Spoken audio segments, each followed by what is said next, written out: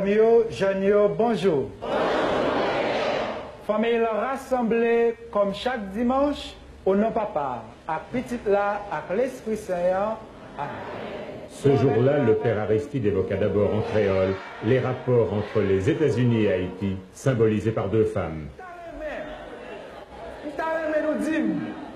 Qui coiffe que le prend? Comment ça va pour descendre là-bas? Belle cheveux la gueule le payant. Est-ce que je veux un produit, bon produit pour mettre dans les cheveux? Bonne oreille, ça la donne. Ok. D'accord. Tous les ongles, ça la donne. Rad qui soulit. $1. Bonjour qui dit, rad qui soulit à fait, $1. Ok. Béatrice pourra nous montrer nous rapidement comment Mrs. USA marche brodé. En avant. Passez là. En avant.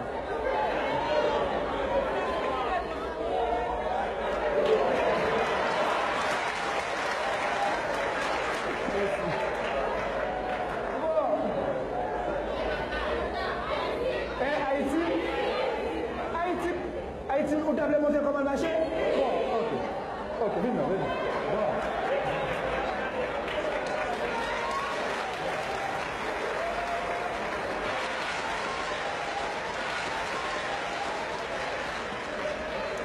Ok. S'il y a ce contraste si flagrant entre les États-Unis et Haïti, c'est pas parce qu'au niveau théologique, Dieu nous a abandonnés et qu'entre-temps, Dieu prend soin des États-Unis, mais c'est parce que, comme l'une des causes, notre richesse a été et est et sera volée par les États-Unis. C'est clair, Dieu ne nous a pas abandonnés. De notre côté, il y a la misère. Dieu, s'il nous aime, s'il ne nous abandonne pas, il ne saurait tolérer cette misère. Nous sommes les enfants de Dieu. Est-ce que les États-Unis ne sont pas les enfants de Dieu? Oui. Si les États-Unis, eux aussi, sont des enfants de Dieu, est-ce que réellement les États-Unis nous aident? Ou au contraire, est-ce que les États-Unis se cachent derrière des aides pour nous exploiter encore davantage? Et nous pointons du doigt ceux que eux-mêmes ils appellent les aides pour dire à ces pays que nous comprenons le jeu et que nous ne sommes plus disposés à marcher à genoux pour quémander, mais à nous mettre debout, pour réclamer justice et dénoncer ce que eux-mêmes ils appellent premièrement aide et ce que eux-mêmes ils appellent pays développés, car à nos yeux, beaucoup de ces pays, en commençant par les États-Unis, ce sont des pays sous-développés. Sous-développés au niveau humain. Ce fut ensuite au tour de la Suisse d'être mise en cause. Qui ça nous est capable de dire dans la banque? Ça nous est capable de dire. Côté l'argent, nous, Alchita. Ah, notre argent va en Suisse. L'argent, Jean-Claude, toute compagnie, vont les criminels sanguinaires, ma coupe d'Ivaléry, se vont les. Dans qui banque Alchita? Ah. Donc, maman nous couche à l'hôpital pendant que 100 en Suisse.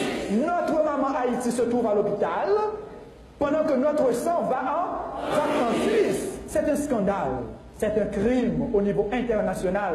Quand nous comparons nos dettes et nos dépenses pour les importations, et qu'en même temps nous nous rendons compte que ce n'est pas un simple hasard, c'est voulu, c'est entendu entre les grandes nations. Ils se disent grandes pour avoir beaucoup d'argent et pour avoir beaucoup volé. Au-delà de ces voleurs, au-delà de ces corrompus internationaux, nous découvrons naturellement des Suisses, comme des Américains, comme des Canadiens ou des Français, qui ne sont pas aussi corrompus que la corruption internationale. Et c'est précisément à ces Suisses, à ces Américains, à ces Français, à ces Espagnols que nous adressons notre demande. Nous leur demandons si vraiment ils reconnaissent avoir volé, si vraiment ils reconnaissent avoir volé à travers leurs compatriotes tout au long du processus de colonisation, si vraiment ils veulent dire à la face du monde entier qu'ils sont développés, qu'ils commencent à ne pas avoir pitié d'Haïti. Nous n'avons pas besoin de pitié, nous. Qu'ils commencent à ne pas avoir pitié de nous, mais à reconnaître le droit que nous avons, droit de récupérer un peu de ce qu'ils ont volé.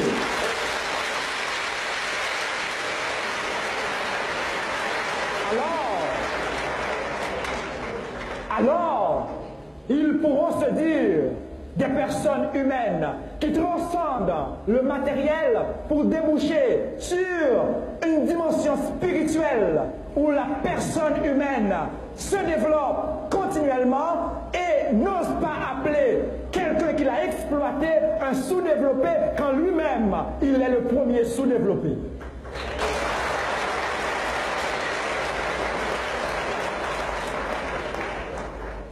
Que notre argent qui se trouve dans les banques suisses,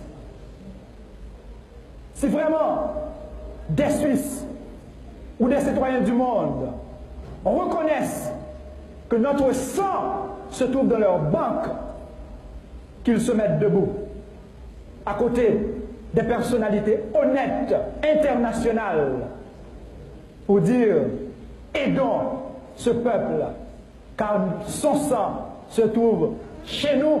Ça aurait été une honte internationale de laisser circuler dans nos veines le sang d'un pays appauvri.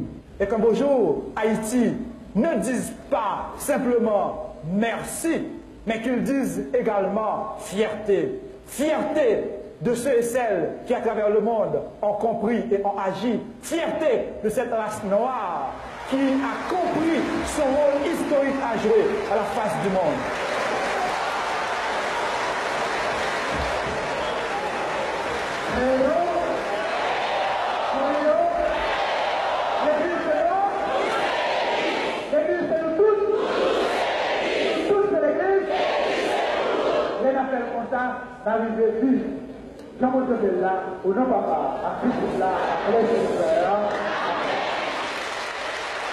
Père Aristide, les téléspectateurs ont certainement été frappés, comme nous, par le ton très vif de vos propos, par les critiques que vous tenez dans l'église dimanche. Et vous nous l'avez expliqué en parlant de l'immense attente du peuple haïtien, de son immense espoir, et que cela expliquait votre attitude. Alors, comment vous expliquez cet espoir, cette demande d'attente? Si le ton est vif, il traduit le courage du peuple haïtien de lutter pour une nouvelle Haïti. Si le ton est vif, il traduit la fierté du peuple de savoir qu'elle est exploitée, mais de continuer à lutter pour transformer les structures, pour opérer des changements fondamentaux au cœur du pays où, à partir de son courage, de sa fierté, il pourra instaurer un monde nouveau ici en Haïti. Autrement dit, en dépit de la mauvaise foi du gouvernement provisoire, en dépit de la corruption nationale et internationale, en dépit de ces structures monstrueuses qui exploitent le peuple, il sait qu'il pourra travailler pour changer, il sait qu'il finira par changer le pays. Voilà l'étoile de l'espérance qui brille aux yeux de l'Haïtien. Nous sourions, mais notre sourire n'est pas un sourire naïf, non. Ce sourire traduit la grandeur du peuple qui reconnaît ses limites, qui reconnaît son courage également. Naturellement, vous savez, il y a le gouvernement et ses alliés, américains et autres, qui s'opposent à ce changement. Mais s'ils s'exposent, ils s'opposent. Le gouvernement, en d'autres termes, s'oppose. En même temps, il s'expose, car le besoin du changement s'impose. Autrement dit, le gouvernement s'oppose et s'expose à une situation explosive. Voilà la réalité. Et si cet espoir était déçu en un mot? Eh bien, nous autres, après déception, nous allons encore de l'avant. Déception ou pas, nous continuons à lutter. Au moins, nous aurons la fierté de mourir debout et ne pas mourir à genoux. C'est ça le peuple haïtien. Nous étions esclaves, nous reconnaissons encore aujourd'hui l'aide internationale, les pays étrangers comme le gouvernement provisoire veulent nous maintenir dans l'esclavage, mais nous refusons de mourir esclaves. Il faut mourir libre veut dire je donne mon sang pour irriguer la terre haïtienne. Je donne ma parole, moi-même, qui deviendra, si vous voulez, mon corps deviendra une espèce d'engrais pour alimenter le pays, pour alimenter tout un peuple. C'est ça notre fierté. La fierté d'avoir lutté, la fierté de pouvoir lutter pour instaurer un changement ici en Haïti.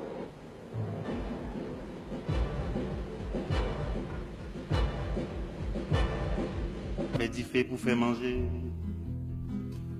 Tout c'est ça yo ka fait tout c'est si nous elle en figuine de l'eau couler, c'est pas crier n'a pas crier.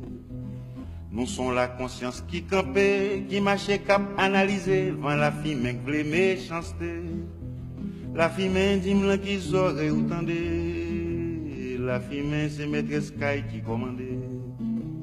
La fille pas quitter la personne fâchée pour l'ouvrir porte là pour lui foutre forcer ou aller. La personne quand zo plusieurs fois là sous les lits en détoit pas subitation par lycée loi. Parti ou gantan koulika, ti Jean-Marie ti Nicolas qui t'a ka fait le marché ou pas. La personne comme ça veut dire la vie des trucs pour bailler la vie, pas qu'à perdre ça pas perdre. La fille me dit m'la qui aurait entendé. La fille me c'est maîtresse Kay qui commandait. La fille me pas quitter la personne fâchée pour l'ouvrir porte là pour lui foutre forcer ou aller. La personne connaît la victoire pour respect la vie pour les doigts, c'est bagaille qui gagne gros combat.